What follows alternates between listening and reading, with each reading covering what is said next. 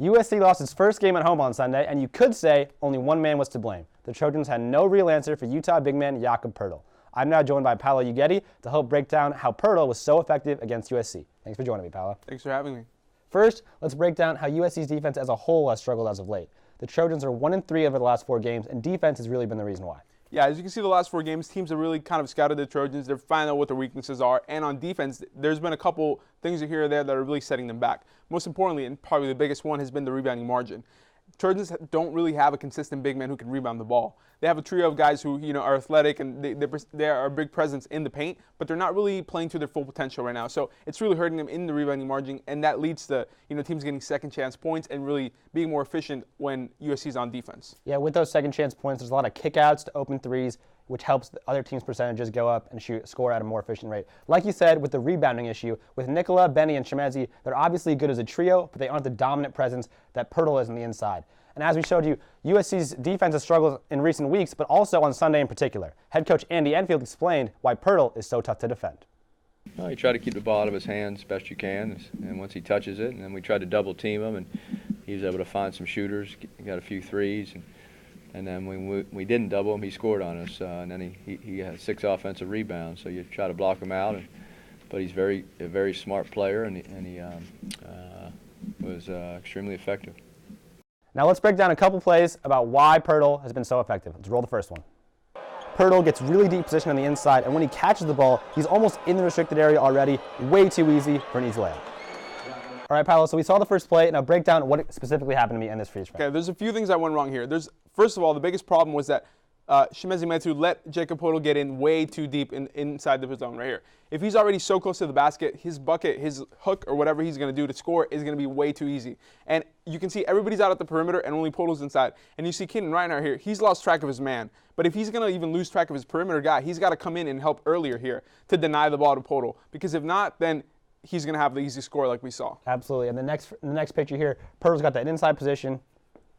And what happens here? Exactly. So he's already caught the ball high, which means he's ready to go. He's ready to turn up and face up or whatever he needs to do to get that bucket.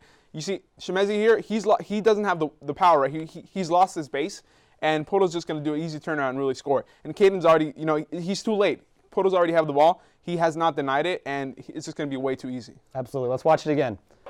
As you can see, Poeltl gets the ball way too deep. Caden doesn't come over to help, and it's an easy layup. All right, so obviously that was a catch where Poeltl got too deep. Let's check out our next play. This time, Poeltl doesn't get quite as deep position. The double team comes from Benny this time, and Poeltl's able to kick it across the court for a wide open 3. So this play, obviously, Paolo, was a little bit different than last time. What did USC do differently, and how did Poeltl exploit it? Right. So I think USC really quickly realized they needed a double team Poeltl because otherwise he was just going to dominate down low. So in this play, you see Benny Borber starts shading over to where Poeltl is, and the perimeter shooters are all lined up around. You see the screen right here, which means this guy's going to get open. He's already wide open, but when Benny comes down here, you're going to see in the next slide how that really creates a problem because everybody has to rotate, and they didn't do it quickly enough. Let's check it out. Right, so you see Benny's already here, and not just Benny shading over to Poeltl, but you see Julian Jacobs' eyes are already turned that way too, so it's almost like a triple team. And like I said over there, the guy is wide open here, so Poeltl has so many decisions. He can go right here to this guy who's also wide open, or he can kick it out to this guy who's also wide open. Yeah, the problem here is the rotation, which is actually a good scheme by USC to not allow, because when Benny's coming over to double team, his man's going to be wide open. But because Julian sucks down, that leaves his man wide open on the perimeter. And this is a mismatch as well. So in this one, the catch obviously wide open as Jordan had to come down and Poeltl with the everybody has to rush back out, but it's over. Way too late. The open shot, it's going to go in. Let's roll it one more time. As you can see, Poeltl gets the ball. The double, almost a triple team comes over. Poeltl finds the wide open man on the cross-court pass with an easy knockdown 3. For our third play, we're going to break down how USC was able to double Poeltl successfully and how they need to do that going forward if they face an elite big man. So Poeltl finds position in the middle of the floor, gets fed the ball, but the double team comes from the top this time from Malik Martin, who gets the easy steal. Obviously, in this play, we saw how USC was successfully able to execute a double team as Malik Martin came down for the easy steal. Paolo, let's break it down. All right, so first off, things are entirely different here. Jakob Poeltl already has the ball, but Shemezi Metu has position on him. He's pushing him out. Poeltl's not as deep in the paint like exactly. he was before. He's pushing him out. And not just that, he's getting physical with him. He's making him uncomfortable. And Jordan McLaughlin and Malik Martin, their eyes are set on the ball here.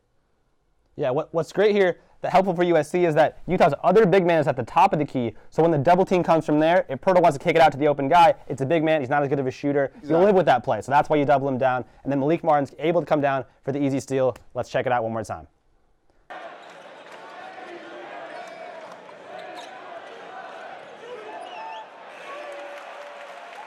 So obviously, USC has a lot of issues with their interior defense. They were able to figure out some of them, but they have a big weekend coming up in the Bay against Stanford and Cal. Paolo, what's your prediction about how USC is going to do this week? Really big games. I think Stanford game will be easy for the Trojans. They should be able to win it, even though they have had some road woes. But the bigger game is on Sunday when they face Cal. Cal's in 4th place in the Pac-12 right now, and USC's in 5th. So that battle for the 4th seed, the top 4 seeds in the Pac-12 end up getting the bye for the tournament. So that's going to be a huge game. I think USC, they'll beat Stanford. I think they'll struggle against Cal, and they'll drop a close one. 1-1 that's better than they'll have done on their previous 2 road trips. Obviously, they need to step up their interior defense this weekend, as Cal has a pro-ready big man as well in Ivan Rabb. But that's all the time Paolo and I have. The Trojans play on Thursday at 8 p.m. against Stanford before Sunday at 4 against Cal.